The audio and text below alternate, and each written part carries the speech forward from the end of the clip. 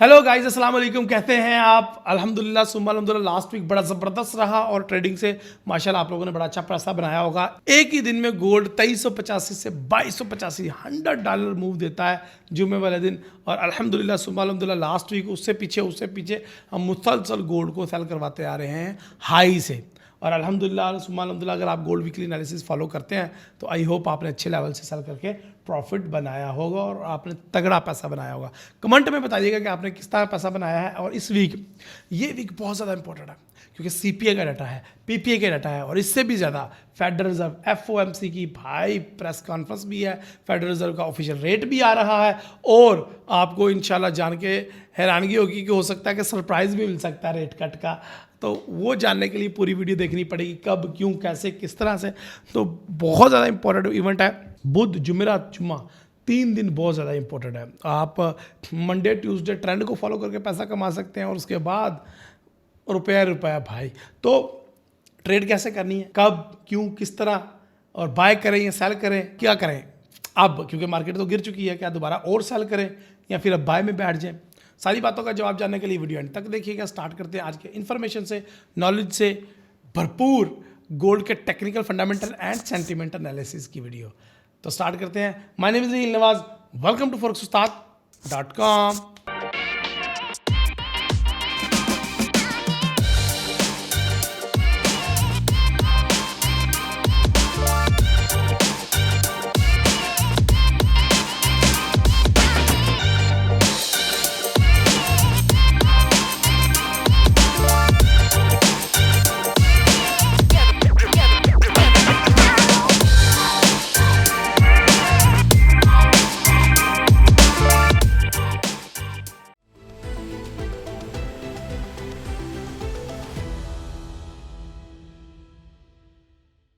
Okay guys, welcome back. और अब हम चलते हैं कंप्यूटर स्क्रीन पर और देखते हैं सबसे पहले कि नेक्स्ट वीक कौन कौन से कैलेंडर इवेंट हैं। तो सबसे पहले बैंक ऑफ ऑस्ट्रेलिया का बैंक हॉलीडे है मंडे को ही, और बैंक ऑफ चाइना का भी बैंक हॉलीडे है। ये देख लेते हैं कि ये क्यों है। ड्रैगन कोई बोट फेस्टिवल है इनका, वो है।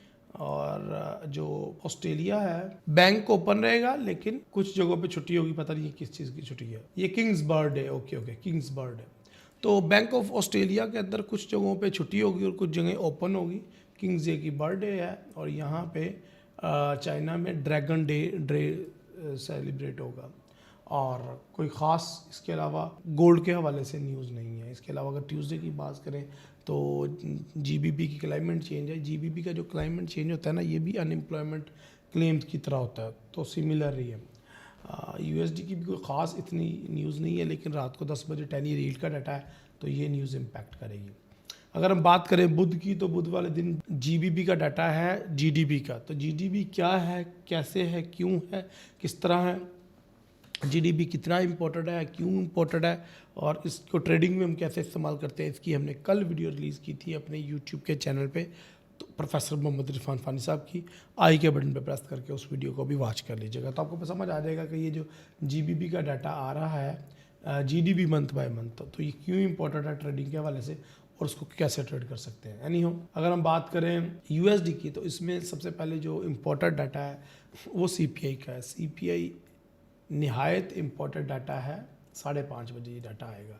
और इसके अलावा ये वीक इसलिए भी इम्पोर्टेंट है कि फेडरल रिज़र्व अपने जो रेट है ऑफिशियली उसका डिसाइड करेगी। तो फेडरल फंड रेट का डाटा है, एफओएमसी इकोनॉमी प्रोजेक्शन है, एफओएमसी स्टेटमेंट है, फेडरल रिज़र्व बजट है, एफओएमसी प्रेस कॉन्फ्रेंस है, और ये रात को 11 बजे होगा। तो बुध वाले दिन हम इंशाल्लाह 4 बजे हमारा चैनल लाइव हो जाएगा और रात को 1-1:30 बजे तक लाइव रहेंगे हम। तो बुध वाला दिन आप लोगों ने तैयार रहना है और बुध वाले दिन आप लोगों ने अपने हर काम से छुट्टी ले लेनी है, अपने टाइम पे काम कंप्लीट कर लेने हैं और अपने लिए स्नैक्स वगैरह इकट्ठे कर लेने हैं, ताकि चिप्स वगैरह, मूंगफली या whatever you want to eat late night hunger के लिए, लेट नाइट भूख के लिए आपको जो भी चाहिए वो अरेंज कर लीजिएगा।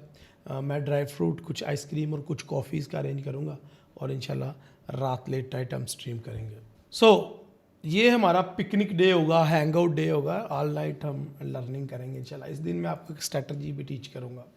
अच्छा जी, BOC यानी कि बैंक ऑफ कनाडा के एक मेंबर हैं, वो भी बात करेंगे रात को, तो इनको भी हम थोड़ा सा सुन लेंगे क्योंकि रात को लाइव ही होना है हमने FOMC की वजह से। जुमेरात वाले दिन AUD का डाटा है, एम्प्लॉयमेंट और अनएम्प्लॉयमेंट क्लेम का। तो ऑस्ट्रेलिया की डाटाज हैं, अनएम्प्लॉयमेंट चेंज और एम्प्लॉयमेंट चेंज, और इसके साथ साथ डॉलर बादर के भी सेम डेज़ के अंदर ये डाटाज होते हैं। ये देखें, अनएम्प्लॉयमेंट क्लेम हर जुमेरात को होता है, फिर उसके बाद PPI का डाटा है, कोर PPI का डाटा है। तो जुमेरात और बुध काफ़ी ज़्यादा इंपॉर्टेंट डे रहने वाले हैं ट्रेडिंग के लिए। और जुम्मे वाले दिन आपको पता ही है कि यूनिवर्सिटी ऑफ मिशिगन के कंज्यूमर सेंटीमेंट और इन्फ्लेशन एक्सपेक्टेशन का डाटा होता है। एनी हो, उससे पहले बहुत ज़्यादा इंपॉर्टेंट डाटा है एक और, वो है बैंक ऑफ जापान का पॉलिसी रेट, उनकी मॉनेटरी पॉलिसी स्टेटमेंट और उनकी प्रेस कॉन्फ्रेंस। अच्छा, ये इनका कोई पता नहीं चलता, कोई दीन मान नहीं है, कोई मज़हब नहीं है, ये किसी भी टाइम ये रिलीज़ कर सकते हैं, इनका कोई टाइम नहीं है। तो इसके लिए हमें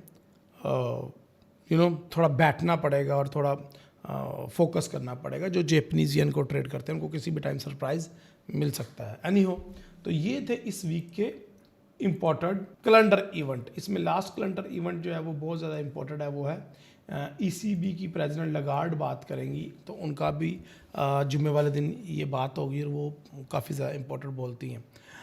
एनी हो, अगर आप यूरोप पे ट्रेड करते हैं तो उनकी स्पीच भी आप लाजमी सुनिएगा। वीक स्टार्टिंग में माठा है थोड़ा सा, लेकिन आगे चल के CPI और कोर CPI और PPI के डाटाज हैं, और सबसे ज़्यादा इम्पोर्टेंट फेडरल रिज़र्व FOMC का रेट डिसीजन भी है। तो इसके ऊपर अब मैं खुल के चर्चा करूंगा, खुल के बात करूंगा, क्योंकि ये इम्पोर्टेंट डे है। जो बुध, जुमेरात और जुमा, ये 3 दिन काफ़ी ज़्यादा इम्पोर्टेंट रहने वाला है। तो ये ट्रेड करने का मज़ा आएगा आपको। हम इसके ऊपर ट्रेड करेंगे और इंशाल्लाह अच्छा प्रॉफिट भी इंशाल्लाह बनाएंगे। लेकिन सबसे पहले हम चलते हैं प्रोफेसर मोहम्मद इरफान साहब की तरफ और जानते हैं कि लास्ट वीक कौन कौन से कैलेंडर इवेंट थे, ये कोई ब्रेकिंग न्यूज़ थी और उसके ऊपर मार्केट ने कैसे रिएक्ट किया, और नेक्स्ट वीक कौन कौन सा इम्पोर्टेंट ब्रेकिंग न्यूज़ बन सकता है। यानी कि फंडामेंटल के हिसाब से कोई जंग वगैरह तो नहीं है, वगैरह वगैरह। तो जियोपॉलिटिक्स और फंडामेंटल इरफान साहब की ज़ुबानी सुनते हैं। जी इरफान साहब, बताएं हमें कि लास्ट वीक क्या हुआ।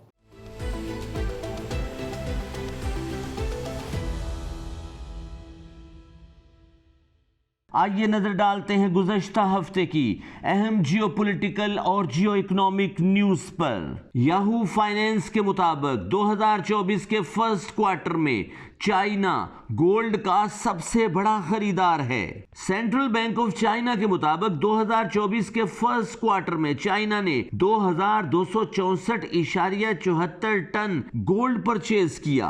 Friday 7 June 2024 Asian session, central bank of China ने ऐलान किया we are no more the buyer of gold. China के इस ऐलान के बाद गोल्ड मार्केट में बड़ा डिप देखने को मिला। वर्ल्ड गोल्ड काउंसिल के मुताबिक चाइना के इस ऐलान के बावजूद Asian investors are still interested in gold purchase.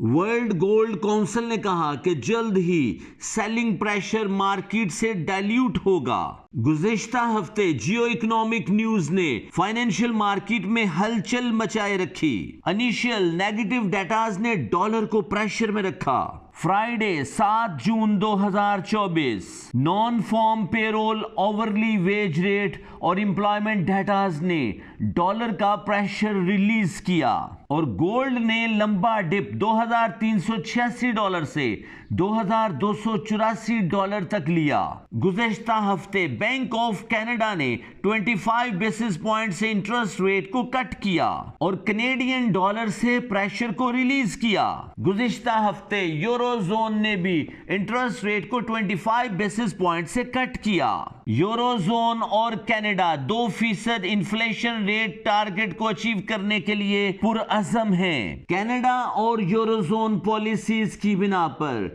Euro, Canadian dollar, XNG और सिल्वर आने वाले दिनों में डिमांड इंक्रीज की वजह से अपवर्ड मूव कर सकते हैं। गुज़िश्ता हफ्ते चाइना और ताइवान में चपकलश जारी रही। यूनाइटेड नेशन ऑर्गेनाइजेशन ने कहा चाइना ताइवान मसला यूक्रेन रशिया मसले की तरह तवील हो सकता है। गुज़िश्ता हफ्ते यूरोप के मुमालिक में इसराइल के खिलाफ एहतजाज जारी। रिफा, गजा की पट्टी और अल शिफा हॉस्पिटल में फलस्तीनियों की मुश्किलात में इजाफा नोट किया गया।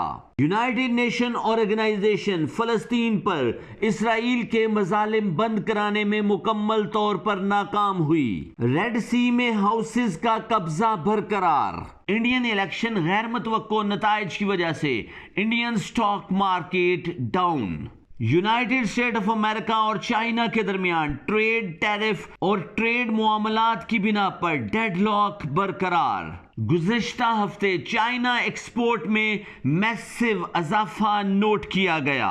यूरोजोन इंटरेस्ट पॉलिसीज की बिना पर यूरोप प्रोडक्शन प्रोसेस में इजाफे के इम्कानात। गुज़िश्ता हफ्ते चाइना और यूरोप के दरमियान नए तिजारती मुआहदों की याददाश्तों पर दस्तखत। याहू फाइनेंस एक्सपर्ट्स रिपोर्ट्स के मुताबिक आने वाला हफ्ता फाइनेंशियल न्यूज इंपैक्ट की वजह से शह सुर्खियों में रहेगा। चाइनीज पॉलिसीज और यूनाइटेड स्टेट ऑफ अमेरिका का स्टांस डॉलर इंडेक्स और गोल्ड मार्केट पर गहरे असरात मुरत्तब करेगा।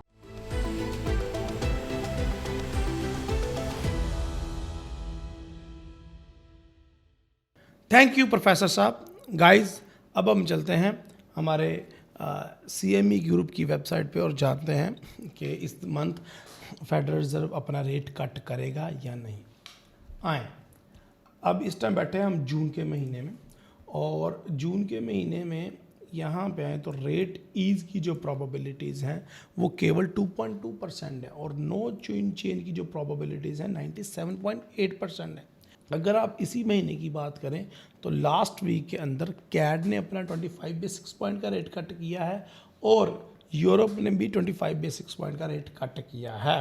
तो रेट कट का सिलसिला तो पहले स्टार्ट हो चुका था। इससे पीछे मेरे ख्याल से एक और बैंक ने CHY ने अपना रेट कट किया था, और मेरे ख्याल से ये तीसरा रेट कट हो गया, और ये चौथा रेट कट होता है या नहीं। देखें, रेट कट का सिलसिला तो स्टार्ट हो गया। अब मैं आपको गारंटी नहीं कर सकता, सॉरी टू से, कि रेट कट नहीं होगा, या ये 95% या 97% प्रोबेबिलिटीज़ हैं, ये इसके मुताबिक ही होगा। हो सकता है, इस दफ़ा आपने तैयार रहना है कि हो सकता है कि फेडरल रिज़र्व आपको सरप्राइज़ दे दे और अचानक 25 बेसिस पॉइंट का रेट कट कर दे, जिसकी कोई प्रोबेबिलिटीज़ नहीं, केवल 2% प्रोबेबिलिटीज़ हैं रेट कट की, और कोई फोरकास्ट नहीं है। लेकिन surprise still remain open for us. आप भी अपने पास विंडो ओपन करिएगा कि ये सरप्राइज़ हो जाएगा, शायद हो जाए ये सरप्राइज़। तो देखते हैं कि ये क्या होगा। इसके लिए आपको हमारी लाइव स्ट्रीम्स देखनी पड़ेंगी, ताकि डार्ट प्लॉट की मदद से हम आपको बता सकें क्या ऐसा पॉसिबल है या नहीं। चलें हम गोल्ड के वीकली एनालिसिस स्टार्ट करते हैं, लेकिन उस सबसे पहले हमने डॉलर इंडेक्स के वीकली एनालिसिस करने हैं। डॉलर इंडेक्स को देखेंगे, 10 ईयर रेट को देखेंगे, तभी हम गोल्ड को भी समझ पाएंगे। तो चलिए स्टार्ट करते हैं। चलिए गाइस, बढ़ते हैं अपने डॉलर इंडेक्स के चार्ट पे, और डॉलर इंडेक्स को देखते हैं कि मंथली में क्या परफॉर्म कर रहा है। अगर आप देखें तो अप्रैल के महीने में ये बुलिश था, मारोबुजो बुलिश, और मई के महीने में मारोबुजो बैरिश, और इस महीने में ये थोड़ा सा तगड़ा हो रहा है, क्योंकि लास्ट वीक जो डाटाज थे वो काफ़ी ज़्यादा पॉजिटिव आए हैं एम्प्लॉयमेंट के हिसाब से, और NFP भी काफ़ी अच्छा आया। इस वजह से डॉलर इंडेक्स अपसाइड पे मूव कर रहा है, और अचानक ही मूव कर रहा है। इसके ऊपर प्रेशर तो रहेगा। अगर वीकली की बात करें तो पिछले 2 वीक से डॉलर इंडेक्स ये अपसाइड पे वीक बना रहा था, इस वीक इसने डाउन साइड पे वीक बना दी, और बनाई भी मूविंग एवरेज लाइन पे है, जहाँ पे इसने पहले बनाई थी। तो लग यूँ रहा है कि फेडरल रिजर्व अगर रेट कट नहीं करता और अपने स्टांस पे कायम रहता है, और इन्वेस्टर्स को और लोगों को इस अपने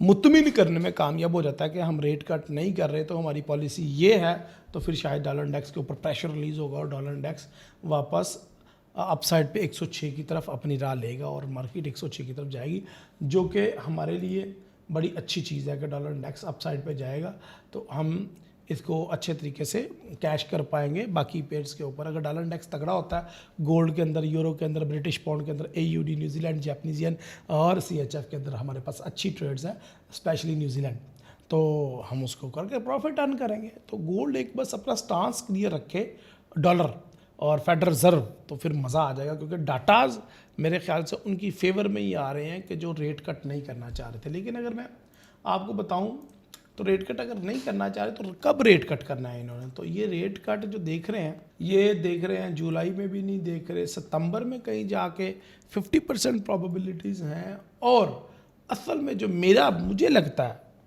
मेरा स्टांस है वो ये है, जो मैंने बड़ा ही साल पहले ही बता दिया था, ये फरवरी में मैंने बता दिया था कि इस साल में सिर्फ 1 या 2 बमुश्किल रेट कट होंगे और वो भी जाके एंडिंग में होंगे।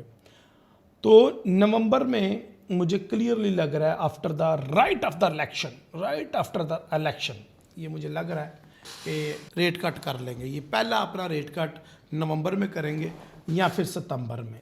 जून और जुलाई में मुझे रेट कट नज़र नहीं आ रहा।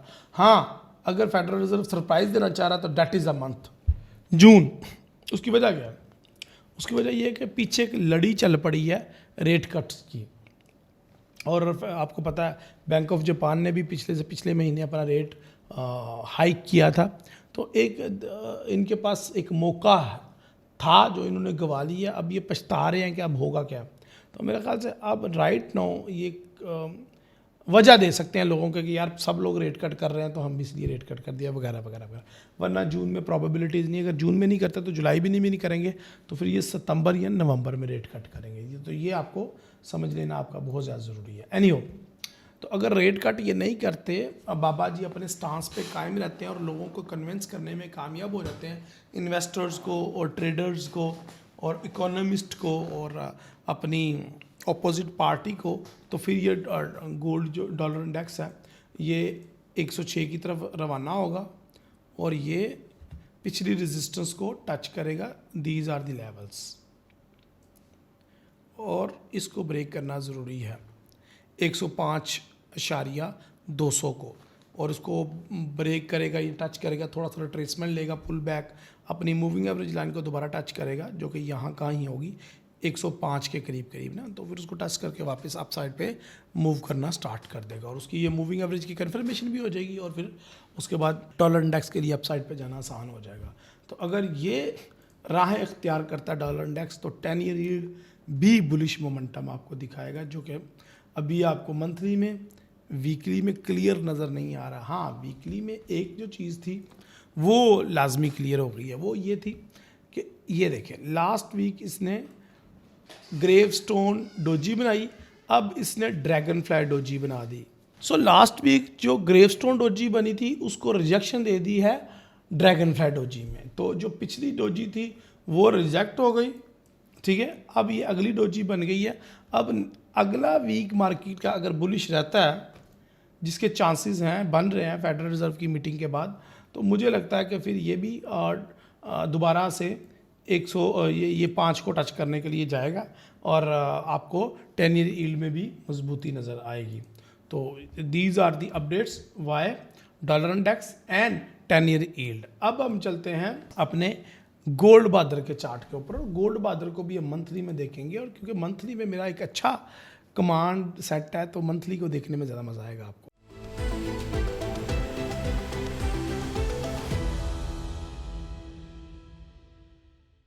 मंथली में जो ज़रूरी चीज़ है और जो सबसे पहली चीज़ है वो ये है पिछले मंथ की 2 मंथ की 2 तलवार कैंडलस्टिक पैटर्न। यस, 2 तलवार candlestick pattern invented by Raheel Nawaz forex-ustad.com वाले भाई की तरफ से। और ये 2 तलवार कैंडलस्टिक पैटर्न हमें पहले से ही बता रहा था कि गोल्ड में कहीं बहुत मैसिव लेवल पे बड़ा करेक्शन आने वाला है, जो कि जुम्मे वाले दिन देखा भी गया।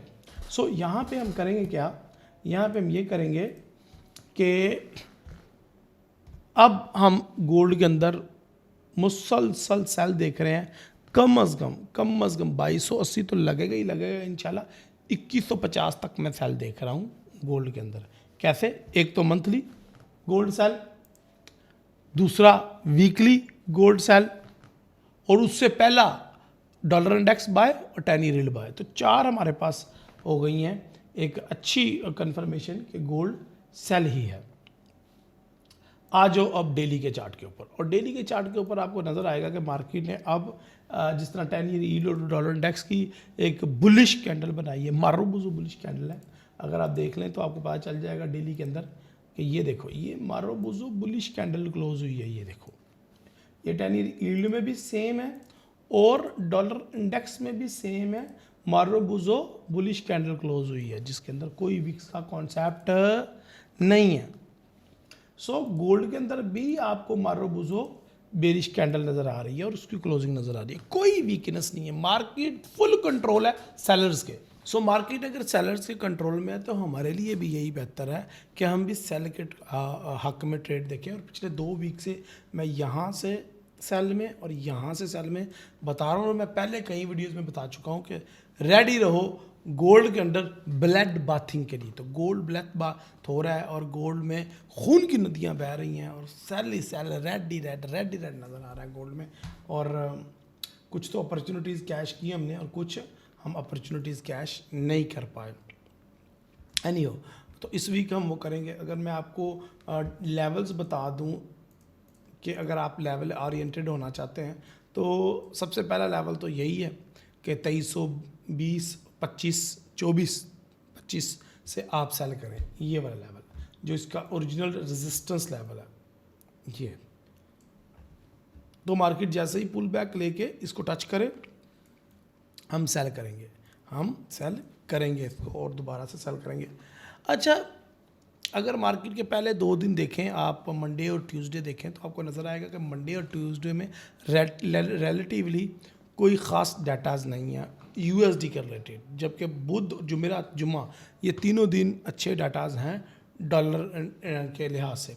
सो ये चीज़ आपने देखनी है। अगर तो मंडे और ट्यूसडे मार्केट ओपन होते ही दोबारा गिरना शुरू हो जाती है, जिसके चांसेस भी हैं, जिस तरह के प्रोफेसर मोहम्मद इरफान फानी साहब ने बताया आपको कि चाइना ने ऐलान कर दिया कि हम गोल्ड को मज़ीद बाय नहीं कर रहे, we are not a gold buyer any more, ठीक है। तो उस वजह से भी गोल्ड के अंदर एक डिमांड में कमी आई, दूसरा डॉलर इंडेक्स मजबूत हुआ, तो रिजल्ट गोल्ड के अंदर आपको नज़र आया, गोल्ड बहुत ज़्यादा गिरा। सो गोल्ड ओपन होते ही डाउन साइड पे भाग सकता है। अच्छा, यहाँ पे ये भी चीज़ नोट करने की है कि क्योंकि डाटाज नहीं है तो अगर मार्केट पहले नीचे गिरेगी तो हो सकता है बुध को थोड़ा सा वापस आए, तो उसी हिसाब से आप मैनेज कर लीजिएगा। सेल की साइड पे ज़्यादा रिस्क लीजिएगा और बाय साइड पे कम रिस्क लीजिएगा, बल्कि बाय की ट्रेड लाओ ही ना। जुम्मे वाले दिन मैंने बाय की साइड पे एक स्टॉप लॉस हिट करवाया था लाइव सब लोगों के सामने। लोग कहते हैं सर आप हमेशा तारीफ़ें करते रहते हैं अपनी। भाई स्टॉप लॉस हिट होंगे तो बताऊँगा ना आपको। तो एक स्टॉप लॉस हिट हुआ तो मैंने बता दिया आपको कि मेरा स्टॉप लॉस हिट हुआ, लाइव सबके सामने हिट हुआ भाई साहब। और ट्रेडर ही, वो ट्रेडर ही क्या जिसके स्टॉप लॉस हिट ना हो। एनी हो, तो मुझे तो गोल्ड फुल बेरिश नज़र आ रहा है। बेरिश के सेल के लेवल बता रहा हूँ। सेल का फर्स्ट लेवल है सेल गोल्ड, ये है जी 2325 पहला सेल का लेवल। दूसरा सेल का लेवल है जी 2340। ये मैं क्या चले लिख दूँ आपके लिए, फिर आप कहते हैं सर ने बताया नहीं कभी कुछ लेवल्स ना खुल के। तो फिर उसके बाद अगर वैसे तो फ़िलहाल नामुमकिन सी चीज़ नज़र आ रही है कि गोल्ड वापस रिवर्स ले जाए, क्योंकि इसकी हमारे पास कुछ चांसेस नहीं है, मतलब कोई गारंटी नहीं है, कोई फंडामेंटली, कोई सेंटीमेंटली, अल्लाह ना करे कोई जंग ना लग जाए अचानक चाइना ताइवान की, या दोबारा कोई रूस किसी और कंट्री पे हमला ही ना कर दे। अगर ऐसा हुआ तो फिर गोल्ड वापस 2395 पे और 2400 पे चला जाएगा। ये उसी जगह पे लेवल वापस चला जाएगा जहाँ से गोल्ड जुम्मे वाले दिन गिरना शुरू हुआ था। एग्जैक्टली बात करें तो 2385 से गिरना शुरू हुआ जुम्मे वाले दिन, और जाके इसने 2280 का लो लगाया। लगभग $100 की मूव की है इसने एक दिन में। लेकिन ये $100 मार्केट रिवर्स कर जाएगी अगर अल्लाह ना करे कोई भी पंगा नया बना संडे को। और संडे को यूजली पंगे नए बनते हैं, कोई ना कोई कंट्री किसी ना किसी कंट्री पे हमला करती है। या आज रात को, हफ्ते वाली रात को जब मैं ये वीडियो रिकॉर्ड कर रहा हूँ, या इतवार की सुबह को, ये कोई ना कोई पंगा नया डाल देते हैं और उसके बाद फिर चीज़ें चलती हैं। तो खैर इस तरह होने के चांसेस 2% हैं, केवल 2%। जिस तरह के 2% चांसेस हैं कि मार्केट रेट कट कर दे फेडरल रिजर्व, ठीक है। तो ये इसी तरीके से इस तरह होने के चांसेस का, तो 2 सेल के लेवल आपको दे रहा हूँ, 2325 और 2340 मिले तो सेल कर लेना, इंशाल्लाह आपको बड़ा अच्छा हमें प्रॉफिट होने के चांसेस हैं। So these are the levels. और मार्केट को मैं देख रहा हूँ इस वीक सेल, सिर्फ सेल, प्योरली सेल रहेगी मार्केट। पहले 2 दिन तो कंफर्म सेल है इंशाल्लाह, अगर अल्लाह ताला चाहा तो उसके बाद फिर बुध को हम फिर ठंडे हो जाएंगे और फिर हम मार्केट की रिट्रेसमेंट का वेट करेंगे, क्योंकि आपको पता ही है कि जब FOMC की कॉन्फ्रेंस, क्योंकि CPI का डाटा बहुत ज़्यादा इंपॉर्टेंट होता है। CPI का डाटा ये महंगाई का मेन इंग्रेडिएंट है। आप फॉर एग्जांपल आप अचार गोश्त खा रहे हो, अब एक डिश बनी अचार गोश्त, तो उसमें अचार ही ना हो तो फिर अचार गोश्त कैसा हुआ। और अगर आप आलू गोश्त खा रहे हो उसमें गोश्त ही ना हो तो भाई ये डिश कैसे कंप्लीट होगी। तो इसी तरीके से CPI का डाटा अगर ड्रोमेट्रिकली चेंज हुआ, इधर कम आता है या ज़्यादा आता है, ये डिपेंड करेगा CPI का डाटा। और फेडरल रिजर्व हो सकता है पलटा खा ले और उसी टाइम रेट कट कर दे। केवल 2% चांसेस हैं, 2 से 3% चांसेस, मेरे नज़दीक थोड़ा सा ज़्यादा है, लेकिन 2% चांसेस हैं भाई साहब। अगर इसमें कोई गड़बड़ हुई तो फिर आपको गोल्ड रिवर्स वापस मिलेगा, जिसके अभी कोई चांसेस नहीं है। गोल्ड का रिट्रेसमेंट है कम से कम 2250 तो लग रहा है मंडे को ही, मंडे या ट्यूसडे को 2250 को टच कर लेगी। और अगर नहीं टच करती तो फिर रंदी सुंदी कसर फेडरल रिजर्व निकाल देगा जब वो CPI के डाटा के बाद अपना रेट का डिसीजन देगा। और उसने अगर रेट कट नहीं किया तो ये जो रेट का पॉज है वो भी बुलिश कंसीडर होगा डॉलर के लिए। डॉलर अब भागेगा, गोल्ड को सेल करो, यूरो को सेल करो, पाउंड को सेल करो, इसके अलावा आप न्यूजीलैंड AUD को सेल करो। इसके मुकाबले में अगर आपने बाय करना है तो USD जैपनीज येन को बाय करो, USD कैड को बाय करो, USD CHF को बाय करो, आपको अच्छा प्रॉफिट होगा, बहुत अच्छा प्रॉफिट होगा। सो दीज आर दी थिंग्स, इस तरीके से वर्क करेंगी। आपने अपॉर्चुनिटीज़ को कैश करना है। सो अगर ऐसा नहीं होता सेल में नहीं तो फिर आप इधर से अल्लाह करे पहले से ही सेल आना शुरू हो जाए या ओपन होते ही मार्केट गिरना शुरू हो जाए तो 2250 को टारगेट करेगी मार्केट।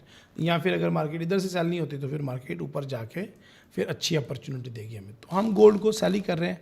ऐसा बहुत कम होता है कि मैं एक ही डायरेक्शन दूँ गोल्ड वीकली एनालिसिस में। इस दफ़ा मैं आपको दे रहा हूँ gold sell sell sell and sell कर लेना, जहाँ से अच्छी अपॉर्चुनिटी मिले इंशाल्लाह आपको अच्छा प्रॉफिट मिलेगा। तो पहला टारगेट है हमारा 2250, फिर उसके बाद 2220 और उसके बाद फिर इस 2100 का घर। और $100 मार्केट के लिए मूव करना कोई बड़ी बात नहीं है, ये आपने देख ही लिया है लास्ट वीक में जब मार्केट 2485 से उठ के सीधा 2285 पे गई है तो $100 का गैप जुम्मे वाले दिन उसने ले लिया। इतनी बड़ी मूव कर दी है जुम्मे वाले दिन, तो ये मार्केट के हाथ में मार्केट कर सकती है, तो उसके ऊपर आप तैयार रहें इसके लिए।